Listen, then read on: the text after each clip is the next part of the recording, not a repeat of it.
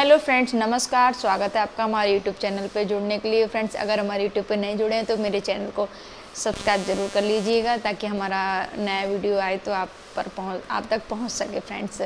तो फ्रेंड्स, आज की जो हमारी घटना है, हमारी बहन नागेली की घटना है जो कई इतिहास के पन्नों में दब गई है। तो मैंने कहा चलिए हम इस पर थोड़ी चर्चा कर लेते हैं और आपको भी इस घटना के बारे में बता देते हैं ताकि आपको भी इस घटना के बारे में पता चले, हमारी बहन के बारे में पता चले जिसने अपनी जान की कुर्बानी दे दी और किस वजह से दे दी ये भी हम आपको बताते हैं फ्रेंड्स। तो केरल के बड़े भाग में ट्रेवलकोर के राजा का शासन था वहाँ पर। तो वहाँ पर क्या है कि स्तन के आकार पर मूलाकार कर दिया जाता था। अगर कोई निचली जाति की स्त्री ने अगर अपने स्तनों को ढक लिया है तो उसके स्तन के आकार का उसको मूलाकार कर अदा करना पड़ेगा। वहाँ के राजा का ये ऐसा आदेश था। तो वहाँ पर जो भी निचली जाति की स्त्रियाँ थीं वो अपने स्तनों को नहीं ढक सकती थी क्योंकि वहाँ का ऐसा आदेश था। तो वहाँ पर एक हमारी जो बहन थी नागेली, उन्होंने इस पर आवाज़ उठाई। वो अपनी सहेली से बात करती हैं, बोलती हैं कि बहन ऐसा कब तक चलेगा, हम इतना तो नहीं कमाते हैं कि हम मूलाकार उनको कर अदा कर सकें, ठीक है। और दूसरा कि अगर हम घर में भी बैठे रहेंगे तो हम 2 वक्त की रोटी नहीं खा पाएंगे, क्योंकि वो नए पति पत्नी दंपति थे, दोनों की नई शादी हुई थी। तो उसने बोला कि हमें निकलना तो पड़ेगा काम के लिए, क्योंकि दोनों कमाएंगे तभी हमारे घर का चूल्हा चलेगा। तो मेरी बहन ने आवाज़ उठाई उसके खिलाफ। तो उसने लिखा ज़िंदगी जीने के 2 ही तरीके होते हैं, या तो जो हो रहा है उसको चुपचाप सहते रहो, दूसरा जो हो रहा है उसके खिलाफ आवाज़ उठाओ, उसके खिलाफ आवाज़ उठाने का निर्णय लो। तो उसने बोला मैं इस पर आवाज़ उठाना चाहती हूँ, क्योंकि मुझे नहीं अच्छा लगता है कि ये जो जब मैं घर से निकलती हूँ काम के लिए, ये ऊंची जाति वाले मुझे इतनी गंदी दृष्टि से देखते हैं, क्योंकि वो अपने स्तनों को नहीं ढक सकती थी।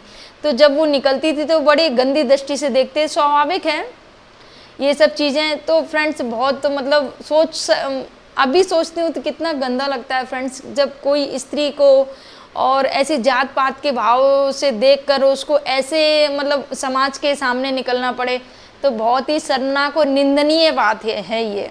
जो भी वहाँ के राजा थे, जो भी थे, बस मन में यही आता है कि उन राजा की बहन या बेटी नहीं थी क्या, या उनकी पत्नी नहीं थी क्या, कि जो उनको बता सकती कि ये तो गलत है, या कोई नहीं था क्या ऊंची जाति में कि उसके खिलाफ आवाज़ उठा सकता कि ये तो गलत है, वो भी तो एक स्त्री है। वही नागेली बोलती थी हमेशा, क्यों हम अपने स्तनों को क्यों नहीं ढक सकते हैं। वो ऊंची जाति वाली तो स्त्रियां चलती हैं अपने स्तनों को ढक के, तो हम क्यों नहीं ढक सकते हैं, हम भी तो एक स्त्री है। तो हमारी बहन नागेली ये चर्चा हमेशा चलाया करती थी, अपनी दोस्त से बोला करती थी। फिर एक दिन उसने ये अपने स्तनों को ढकने का निर्णय लिया और अपने पति से बोला कि मैं अब ऐसे नहीं निकलूँगी, मैं अपने स्तनों को ढक के ही निकलूँगी और जो मूलाकार कर होगा मैं उसको भी दूँगी। और लेकिन उसने बोला कि अपने पति से कि आपके सहयोग की ज़रूरत है हमें। तो उसके पति ने बोला ठीक है, मैं पूरा सहयोग करूँगा आपका। बहुत अच्छा पति था उसका। तो उसने सहयोग किया। जब वो ढक के निकली अपने स्तनों को, तो वहाँ के जो लोग थे तो उनको तो बिल्कुल बर्दाश्त नहीं हुआ, क्योंकि वो लोग तो उनको ऐसे ही देखना पसंद करते हैं, घटिया मानसिकता के लोग थे ना वो। तो फिर जब पता चला तो वहाँ पर राजा तक बात पहुँच गई कि उल्लंघन किया गया, मूलाकार कर देना पड़ेगा उसको। तो वो फिर मूलाकार कर लेने के लिए आए जब नागेली के घर पे, तो उसने बोला कि ठीक है हम तुम्हें मूलाकार कर देंगे पर 1 महीने बाद देंगे।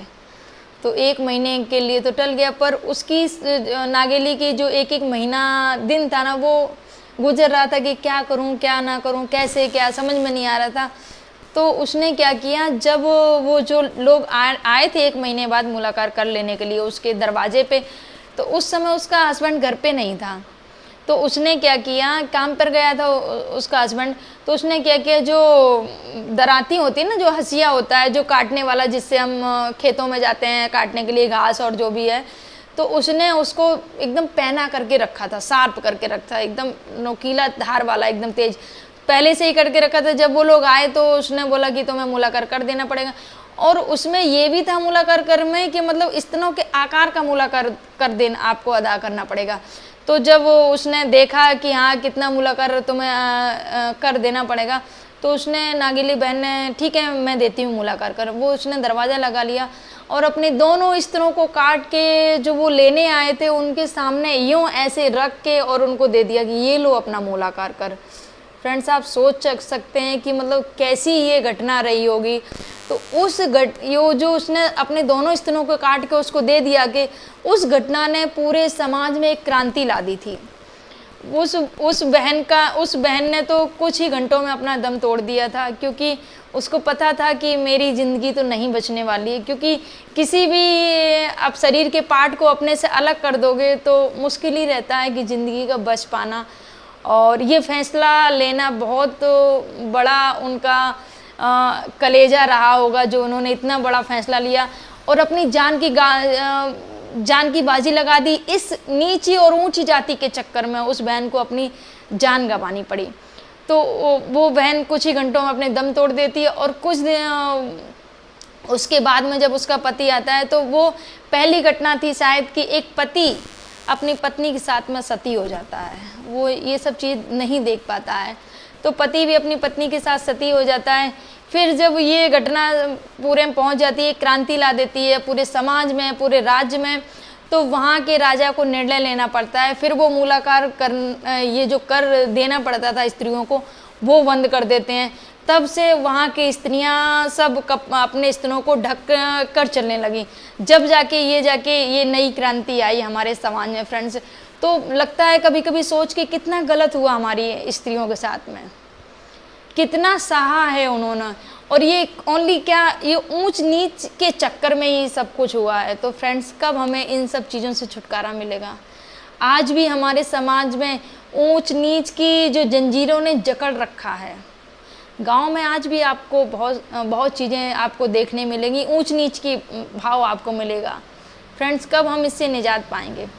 एक चीज़ बताइए, मेरा बस एक ही कहना है कि जब हम हॉस्पिटल में होते हैं, जब हमारी मरने की कंडीशन रहती है, डॉक्टर बोलता है कि अगर हमें इतने टाइम तक ब्लड नहीं मिला है तो ये इंसान मर जाएगा। फिर हम किसी का जाति देखते हैं, या कभी आपने हॉस्पिटल में ब्लड की जो बोतल रहती है उस पर कभी देखा है कि लिखा होता है कि ये जाति ना वो जाति, उसमें ओनली ग्रुप लिखा रहेगा, ABC, जो जिस भी ग्रुप का आपका ब्लड होगा वो ग्रुप लिखा रहेगा, ना कि जाति।